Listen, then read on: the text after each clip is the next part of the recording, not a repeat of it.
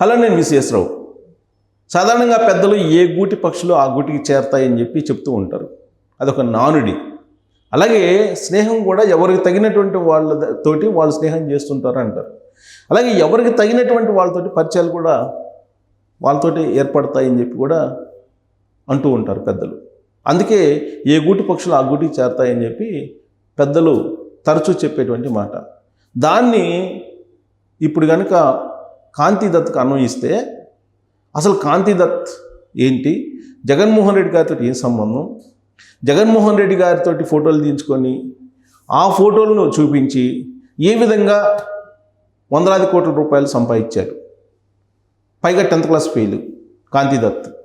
10th class fail అయినటువంటి Kantidutt single రూపాయి, ఒక్క రూపాయి కూడా పెట్టుబడి లేకుండా కోట్ల రూపాయలు ఆడి కారులో తిరగటం, ఇవన్నీ ఎలా సాధ్యమైనవి అనే దాని మీద విశ్లేషణ చేసుకుందాం. ప్రస్తుతం అయితే కాంతిదత్ ఎక్కడున్నాడో తెలుసా? చెంచల్గూడ జైల్లో ఉన్నాడు. ఆ చెంచల్గూడ జైలుకి పోవడానికి కారణం ఏంటి అనే దాని మీద కూడా మీకు విశ్లేషణ చేసి విశదీకరించేటువంటి ప్రయత్నం చేస్తాను. దానికంటే ముందు ఈ కాంతిదత్ ఎవరి పక్కన ఉన్నారు చూశారు కదా, జగన్మోహన్ రెడ్డి గారి పక్కన ఉన్నారు. ఈ కాంతిదత్ 10th క్లాస్ ఫెయిల్, చదువు రాలేదు, జూలై. అలాంటి అతను జగన్మోహన్ రెడ్డి గారి దగ్గరికి ఎలా వెళ్ళారు, ఆయనతోటి ఎలా ఫోటో తీసుకున్నారు, ఆయనకి జగన్మోహన్ రెడ్డి గారికి ఉన్నటువంటి రిలేషన్ ఏంటి అనే దాని మీద ఇప్పుడు చర్చ జరుగుతుంది. 10th క్లాస్ ఫెయిల్ అయినటువంటి కాంతిదత్ సునాయాసంగా మహిళలకు గాలం వేసి వాళ్ళ దగ్గర నుంచి కోట్ల రూపాయలను రాబట్టి మోసం చేశారు.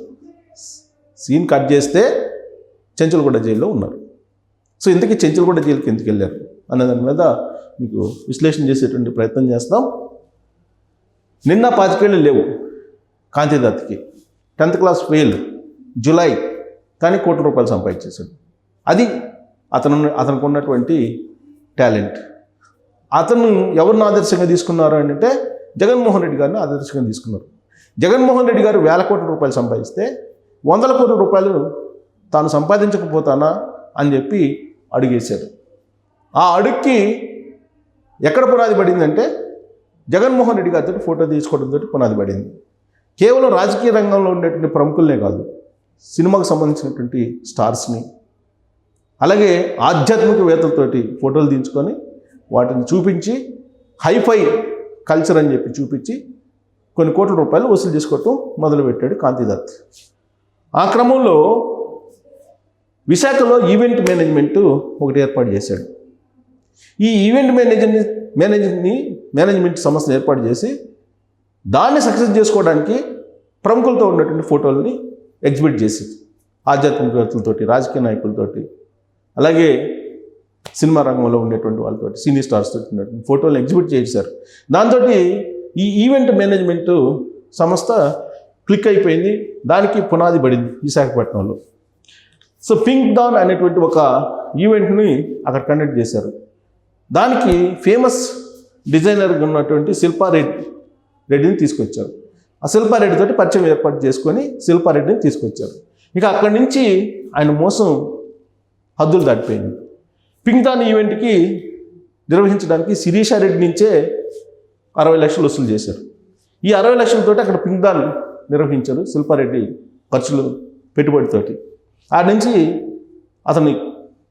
అతనికి పునాదులు పడ్డాయి మోసాలకి ముందుకెళ్ళడానికి. ఆ తర్వాత ఏం చేశారు, సస్టైనబుల్ కార్డు పేరుతోటి ఈ-కామర్స్ సంస్థను ఒక దాన్ని పెట్టారు. ఈవెంట్ మేనేజ్మెంట్ తర్వాత ఈ సస్టైనబుల్ కార్డు తోటి ఒక సంస్థని హైదరాబాద్లో పెట్టారు. దానికి కూడా పెట్టుబడి ఎవరు పెట్టారంటే శిల్పారెడ్డి. 2 కోట్లు, 60 లక్షలేమో అక్కడ పింక్ దాన్ని నిర్వహించడానికి వైజాగ్లో, 2 కోట్లేమో ఈ-కామర్స్ పెట్టడానికి హైదరాబాద్లో పెట్టుబడి పెట్టి కాంతిదత్కి. కొన్ని రోజులు ఆఫీస్ చూపించారు, ఉద్యోగుల నుంచి కొంత డబ్బు వసూలు చేశారు. ఆ తర్వాత ఉద్యోగులకి జీతాలు ఇవ్వకుండా ఎగ్గొట్టాడు. ఆ తర్వాత ఏం చేశాడు, దాన్ని క్లోజ్ చేసి నయోమి హోటల్స్ పేరుతో ఒక కొత్త బిజినెస్ని స్టార్ట్ చేశాడు. ఈ నయోమి హోటల్స్కి ఎవరు పెట్టుబడిదారులు అంటే ఏపీకి సంబంధించినట్టు ఒక మాజీ మంత్రి, ఫిల్మ్ స్టార్, వీళ్ళిద్దరిని భాగస్వాములు చేశారు. ఈ ఏపీ మంత్రి ఎవరు, ఈ ఫిల్మ్ స్టార్ ఎవరు అనేది విచారణలో బయటకు రావాల్సి ఉంది. ఇప్పటికైతే కొంతమంది మీద అనుమానాలు ఉన్నాయి. ఎవరు ఆ మాజీ మంత్రి అని అంటే కొన్ని వివాదాస్పదమైనటువంటి ఇష్యూస్లో ఉన్నటువంటి అతను పెట్టుబడి పెట్టారు. అలాగే అతనికి పరిచయం ఉన్నటువంటి సీనియర్ స్టార్స్ కూడా పెట్టుబడి పెట్టారు. ఆ పెట్టుబడి సీనియర్ స్టార్స్ పెట్టడానికి కూడా ఈ మాజీ మంత్రి కారణం అనేది కూడా వినిపిస్తుంది. బట్ ధృవీకరణ కావట్లేదు, విచారణ దశలో ఉంది. ఇక ఇన్వెస్ట్మెంట్ పేరుతోటి మరొక మహిళని, శిల్పారెడ్డి కాకుండా ఇంకొక మహిళని పెట్టాడు, సౌమ్య అని మరొక మహిళని. ఆవిడ నుంచి దాదాపు 1,40,00,000 రూపాయలు తీసుకున్నాడు. రెండో బక్రా సౌమ్య, ఫస్ట్ బక్రా శిల్పారెడ్డి. కొన్నాళ్లకు ఆ హోటల్ని ఎత్తేసాడు. ఎవరు? మాజీ మంత్రి, ఏపీ మాజీ మంత్రి, అలాగే సీనియర్ స్టార్స్ భాగస్వామితో పెట్టినటువంటి హోటల్ని కొన్ని రోజులకి ఎత్తేసాడు. ఎత్తేసిన తర్వాత జ్యువెలరీ వ్యాపారంలోకి ఎంటర్ అయ్యాడు. ఒక జ్యువెలరీ, తృతీయ జ్యువెలరీ, ఆ పేరు తృతీయ జ్యువెలరీ పేరుతోటి మళ్ళీ ఇంకొక చీటింగ్కి తెరలేపాడు, ద్వారాలు తెచ్చాడు.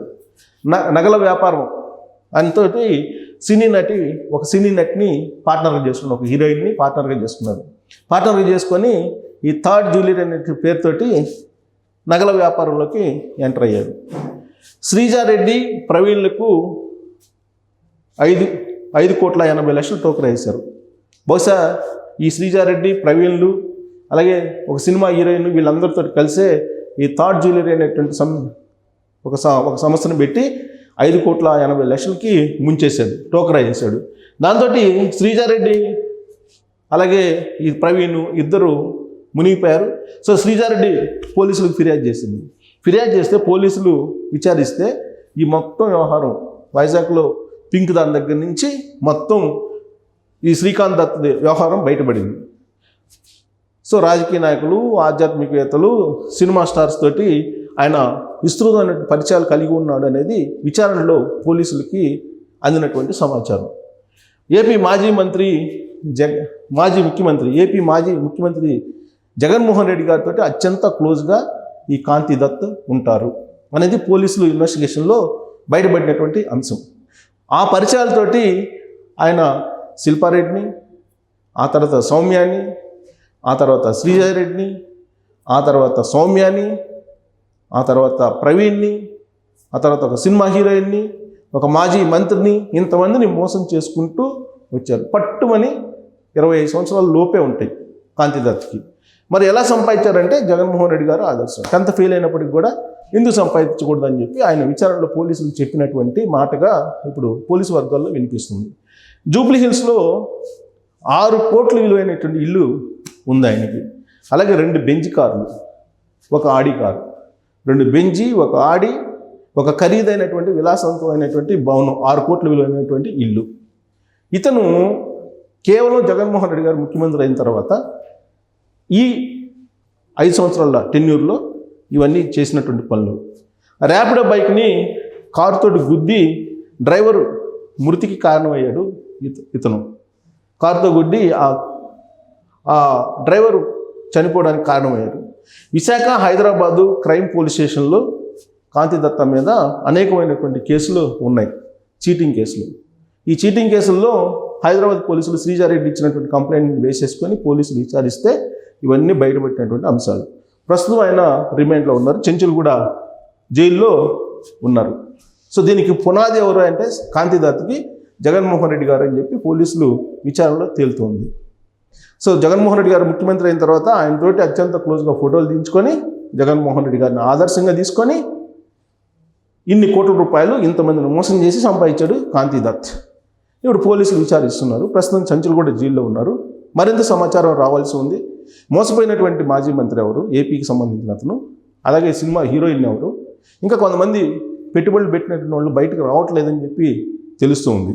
సో కాంతి దత్ నోరు తెరిస్తే అసలు మొత్తం దీని వెనక ఇంకా ఎంతమంది ఉన్నారనేది బయటకు వస్తుందని చెప్పి తెలంగాణ పోలీసులు భావిస్తున్నారు. సో అందుకే ఏ గూటి పక్షులు ఆ గూటికి చేరతాయని చెప్పి నేను విశ్లేషణ స్టార్టింగ్లోనే చెప్పాను కదా. మరి కాంతి దత్ లాంటి వాళ్ళు ఇంకా ఎంతమంది ఉన్నారు అనేది కూడా ఇప్పుడు ఒక చర్చ జరుగుతుంది. కాంతి దత్ బయటకు వచ్చింది.